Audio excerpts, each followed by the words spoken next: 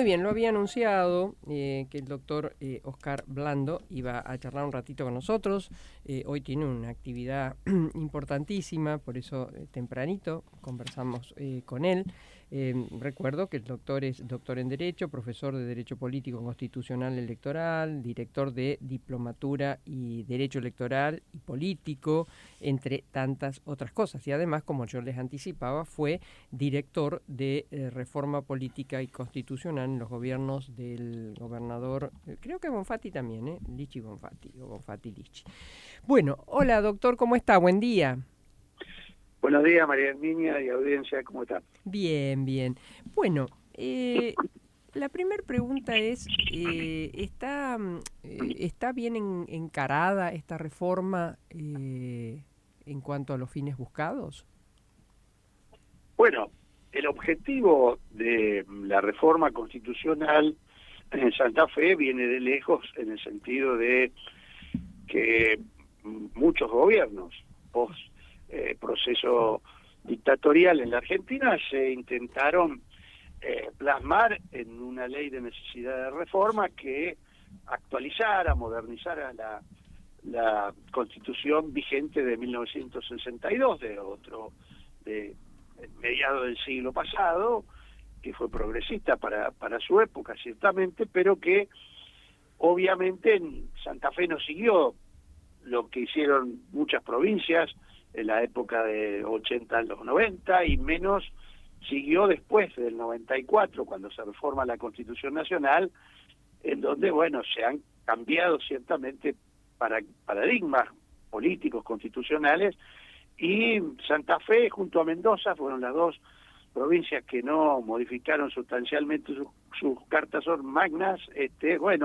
Se inició un proceso, en este caso exitoso, en el sentido de que se obtuvieron las mayorías políticas en la legislatura, y esto permitió avanzar, aprobada la ley de necesidad de la reforma, que es un requisito para poder avanzar en el proceso. El proceso constituyente tiene dos grandes partes: uno que se denomina preconstituyente, que es toda la etapa esta que estoy comentando, de antes de la conformación de la convención, y la segunda es en la que estamos en este momento, es decir, previa elección de los convencionales constituyentes, estamos elegidos los mismos en el proceso de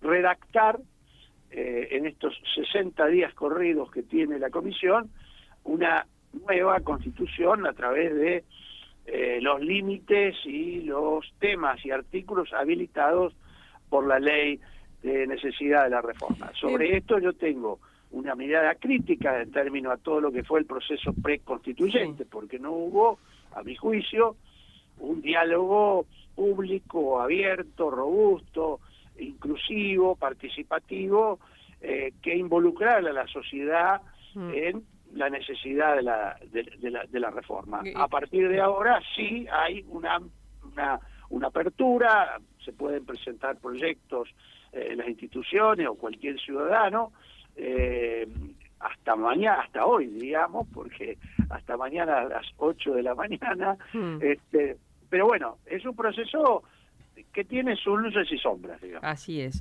La primera pregunta, y esta es técnica, yo veo que hay algunos sectores, inclusive colegas, que insisten en, bueno, no van a tener el número para poder ir por la unicameralidad. Exacto, me traba esa palabra. Gracias, Marcos.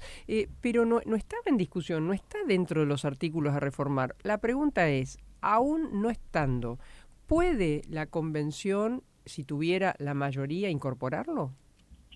No puede, porque no solamente porque hay una tradición doctrinaria, etcétera, en este sentido, que incluso fue debatido en el Consejo de la Consolidación de la Democracia ya por el año 1985 y en el 94, sino porque la propia Constitución vigente, la parte de la reforma, dice expresamente que en los casos de reforma parcial de la Constitución, como es esta, no puede pronunciarse sino sobre los artículos o la materia designados por la ley. Es decir, lo que no está en la ley de necesidad de la reforma no puede ser discutido. Perfecto. Y el ejemplo que das es pertinente. Personalmente yo creo que debió haberse incluido la discusión, el debate por lo menos, de la uni o de la bicameralidad, porque es un tema que hemos discutido mucho y que, bueno, algunas provincias tienen bicameralidad, otras tienen solamente una cámara. Yo creo que debiera hacerse, pero la ley de necesidad por mayoría estableció esto y por lo tanto, claro, y para ser sencillo, no se puede no se puede. Ahora, la pregunta que sigue, si es como yo suponía, que no se podía, cuando la gente hasta mañana tiene posibilidades de incorporar proyectos y entonces no se pueden incorporar. No se pueden incorporar proyectos que no tengan que ver con lo que... con claro. Sí. Sí. La ley de necesidad estableció 44 artículos... Perdón, Oscar, significa, para ser bien claros, todo lo que la gente haya acercado que tenga que ver con los artículos a reformar, entran. Por supuesto. Listo. Los artículos, no solamente los artículos, que son 44 a reformar, sino hay 17 temas de cuestiones que no estaban en la Constitución vigente y que también se pueden tratar. Por ejemplo, los mecanismos de participación ciudadana, el tema de seguridad, los derechos digitales, la protección del medio ambiente, el derecho al agua, consumidores y usuarios, que es un tema que en esa época no estaba tan claro. Bueno, todos estos temas están incluidos y por lo tanto puede también presentarse proyectos sobre ellos. Así es. Hablabas de alguna manera del gris, ¿no? En donde, bueno, no hubo mucho tiempo para que llegue a la gente. Tema como la unicameralidad no está presente. ¿Y qué aspectos subrayás como realmente interesantes? Bueno, primero yo creo que está bien que haya una reforma amplia, aunque no es total, pero sí una reforma ciertamente amplia, que va desde temas que importan a la ciudadanía, ¿no? Y algunas que son más, digamos, generales y otras muy específicas. A ver, por ejemplo, el tema de eliminar la confesionalidad del Estado, que es una de las cosas que tiene nuestra Constitución, y plantear neutralidad, respeto por todos los cultos, etcétera, hasta temas como la cuestión tributaria, el tema de los servicios públicos, la cuestión de extender la protección del derecho a la salud, al trabajo, a la educación, y temas también que tienen que ver con la organización del poder, ¿no? Por ejemplo, el tema de la limitación de los mandatos, no solamente de el gobernador y vice, etcétera, sino limitación de los mandatos también para concejales, para legisladores, etcétera. El tema de la justicia, a ver, cómo reformamos ese tema, cómo y de qué manera la Corte Suprema establece cuáles son los límites de edad, si debe haber determinado un número específico de miembros de la Corte, si incorporamos el Ministerio de la Acusación y del Servicio de la Defensa como autónomos e independientes. Exacto. Ahora, te leí o te escuché por allí que vos hablas de la desburocratización de la democracia. ¿Y eso qué es? ¿O cómo, en todo caso? Sí, no. A lo mejor es un tema más... es claro, pero a lo mejor el concepto o la palabra no es la más feliz. Pero, a ver, nosotros, como decía, se incorporan lo que no tenemos en nuestra Constitución, mecanismos que se llaman de participación ciudadana, democracia semidirecta, bueno, que pueden ser las consultas populares, las iniciativas, la revocatoria de los mandatos, las audiencias públicas, el presupuesto participativo, bueno. ¿Qué quiero decir con que hay que desburocratizar? Digo que las exigencias que hay que tener para que estas instituciones que tratan de acercar a la ciudadanía a las cosas comunes, a la cosa pública, a la política, etcétera, tienen que ser más sencillas, no tienen que tener tantos requisitos, no tienen que tener tantas exigencias. A esto me estoy refiriendo. Si vos ponés que para tener una iniciativa popular, es decir, que se pueda tratar por la legislatura temas que la ciudadanía está promoviendo, bueno, no exijas un porcentaje de firmas que te haga imposible esto. O, digamos, tener también conciencia de que las consultas populares, que dependen del Ejecutivo y del Legislativo, bueno, deben ser moneda corriente, digamos, no se consulta al pueblo. En el 94 se estableció justamente la consulta popular, y vos sabés que no hay, desde el 94 acá, ninguna consulta popular.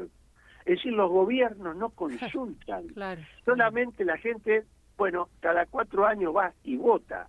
Y eso es entender a la democracia empobrecidamente, digamos, ¿no? Creo que hay democracia también entre una elección y otra, porque tiene que ver con cómo funcionan las instituciones, qué servicios se le da, cómo percibe la ciudadanía sobre cómo funcionan las instituciones en beneficios de la comunidad, etcétera. Poco me refiero a esto, ¿no? ¿Marcos? Doctor, ¿cómo le va? Muy buenos días, Marcos Pereira lo saluda. Lo que yo observo desde mi sector, ¿no?, que es la comunicación, la presentación de proyectos o de iniciativas que son muy particulares y que me parece que es como que es una ensalada de cosas, el foro empresario por un lado, las universidades, las universidades, AMSAFE, o sea, y es como que me parece que se aleja del espíritu, para mí, que es una constitución, que es como que está no alejada, pero está allá arriba dando marcos, pero no cosas individuales y muy específicas. Me parece que esa especificidad no debería entrar o genera un barullo que no me parece correcto, pero no sé su opinión al respecto.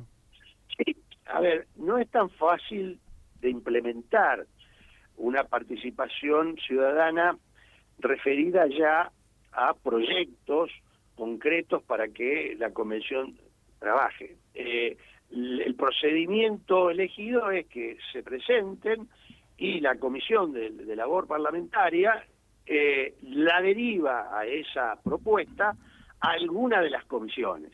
Por ejemplo, si yo presento un tema referido a la educación, que ciertamente los trabajadores de la educación tienen derecho a plantear algunas cosas, por ejemplo, no sé, que tenga que ver con la caja de jubilaciones de los maestros, o que tenga que ver cómo encaramos el derecho humano a la educación, los niveles, bueno, tienen derecho a plantearlo. Bueno, si llega educación, por ejemplo, de una propuesta, labor parlamentaria lo deriva, por ejemplo, a la Comisión de Derechos y Garantías, que va a tratar toda esa primera parte de la Constitución. Ahora, ciertamente hay, no lo sé porque yo no he leído, hay cientos de proyectos presentados y yo creo que con el día de hoy van a haber muchos más. Hay temas que se ajustan a la temática de una reforma constitucional y otros no, porque ciertamente la Constitución tiene que establecer principios generales, tiene que establecer, ¿no es cierto?, cuestiones gruesas que tienen que ver hacia dónde nos dirigimos, digamos, como sociedad, como comunidad, en cuanto a instituciones. No puede tratar temas puntuales, específicos, que son propios de una ley. A ver, lo debería hacer la legislatura. Pero Oscar, yo por favor, bueno, lo tuteo, el doctor nos conoce más de tanto tiempo. Corregime, por favor. Yo tengo esta impresión, pero no soy técnica. Mi impresión fue que las listas de convencionales fueron armadas con un concepto de listas o para un consejo o para una diputación nacional, es decir, no para una convención. Y por otro lado, ahora me da la impresión en este poquito de andar que en general se trabaja o se solicitan cosas que tienen más que ver con una ley de la legislatura que con una carta magna. ¿Estoy equivocada? No, en general es cierto, por lo menos hay discursos, por eso habría que ver los proyectos concretamente que la ciudadanía o las instituciones están leerlos, habría que leerlos para saber si realmente hay generalidades o cosas que ciertamente corresponden a una ley y no a la Constitución. Pero es cierto también que la ciudadanía no tiene que ser una experta constitucionalista, ¿no es cierto? Claro, es decir, claro. bueno, entendamos cómo esa cuestión. Yo he mismo recibido cuestiones que tienen que ver con un artículo de una Constitución que debe estarlo y cuestiones que no. Bueno, habrá que aclarar esta cuestión en ese sentido. Para eso está la labor parlamentaria, para eso está la Convención Constituyente. Yendo a la primera parte de la pregunta, sí, yo diría que las listas fueron más me parece, para que hubiera una buena campaña o para recolectar votos por nombres más o menos conocidos o que tuvieran algún gancho hacia la ciudadanía.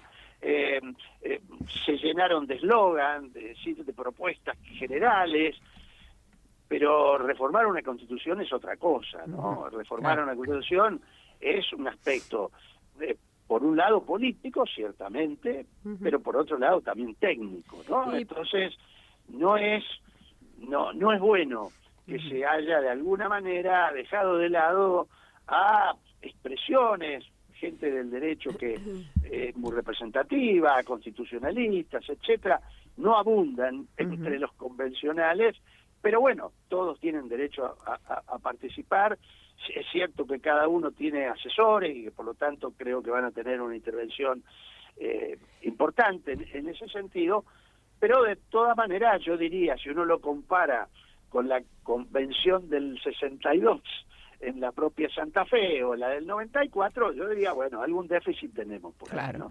Ahora, el desafío, y me parece que puede encaminarse positivamente, es que esta Constitución mantenga lo que se llama el constitucionalismo democrático, porque, bueno, sectores que representan al gobierno de la nación no estaban y no están de acuerdo con eso. Bueno, sí, obviamente, yo lo que creo es que esta Constitución no puede estar, no debe ni puede estar en disonancia con la Constitución Nacional y con los tratados internacionales de derechos humanos que están consagrados. Y claramente, democracia, Estado de Derecho, constitucionalismo social, esto está en la Constitución del 94 y en esos tratados, y por lo tanto no puede la provincia de Santa Fe establecer normas o reglas contrarias a estos principios. Puede haber, sí, decisiones que no tengan que ver con los derechos fundamentales, con las formas democráticas, republicanas, obviamente, pero es cierto, María Herminia, que hay que tener cuidado. Yo he visto algunos proyectos que están en danza y tengo ciertas preocupaciones. Por ejemplo, aparece lo que hoy no está en la Constitución de Santa Fe y sí está en la nacional, pero no nos ha dado muy buen resultado, que es que algunos proyectos proponen la delegación legislativa y los DNU, que aunque no los llamen DNU, los llaman decretos de emergencia. Bueno, esta delegación de facultades, ya que hablabas del presidente actual, podríamos hablar de los anteriores también, pero claramente este es un ejemplo, delegar facultades que son propias de las legislaturas o del Congreso en el Poder Ejecutivo, o permitir lo que no estaba en la Constitución, que son decretos de necesidad de urgencia, aunque lo llamen de emergencia, me parece que es un retroceso en términos democráticos, en términos republicanos, en términos de que a los gobernadores, a los poderes ejecutivos, y de todas las provincias, lo que hay que hacer no darle más atribuciones de las muchas que tienen, sino que hay que limitar su poder, no ampliar su poder. Hay que ampliar los derechos y garantías y hay que limitar los poderes, la concentración del poder. Esto es república, esto es Estado de Derecho, esto es Estado democrático de derecho. Claro. Oscar, saludándote, no quiero que pase por alto un hecho muy interesante sobre lo que va a acontecer en un ratito nada más y que te tiene como protagonista la diplomatura de Estudios Avanzados en Derecho Electoral Político, y veo gente fantástica, empezando por vos que sos el coordinador académico, y tengo entendido, ahí está Hugo Quiroga, ahí está Daniel Sobato, ahí está Tulio, Alejandro Tulio, tantos, para nombrar algunos nada más. Va a estar, está invitada y tal vez estén allí presentes convencionales, ¿verdad? Claro, porque como entre otros, bien decías, iniciamos esta diplomatura, la tercera cohorte que tenemos, con Alejandro Tulio, que va a hablar en primer lugar sobre temas que tienen que ver con el derecho electoral provincial, el tribunal electoral, que hay que discutirlo, que va a ser parte de la reforma de la Constitución, y se nos ocurrió que los convencionales podían, escuchar, participar de esto, y la presidenta de la Comisión de Derechos y Garantías, que es la rosarina, la doctora Alejandra Ródenas, lo vio con buen criterio e hizo una invitación a todos los convencionales que integran esa comisión, porque van a tener que tratar ese tema. Y bueno, Alejandro Tulio es una referencia en este sentido muy importante, pero para discutir, para ver las opiniones que se tienen, las académicas, las más técnicas, y por supuesto después tendrá que ver la decisión política que se tome. Pero sí. No, te quería agradecer, salvo que me quieras completar diciendo algo más. No. Yo sé que soy un poco larguero, ustedes. pero y a mí me toca poner la mala cara de decir, hasta aquí llegamos. Límite, muchas gracias. No, gracias a vos, Oscar, como siempre. Por haberme invitado, gracias. Un placer. Bueno, el doctor Oscar Blando, ¿no? Creo que tratamos muchos. Esto da para más, o sea que lo vamos a consultar más seguido a él y a tantos otros, porque realmente son temas importantes. Más o menos. Sí.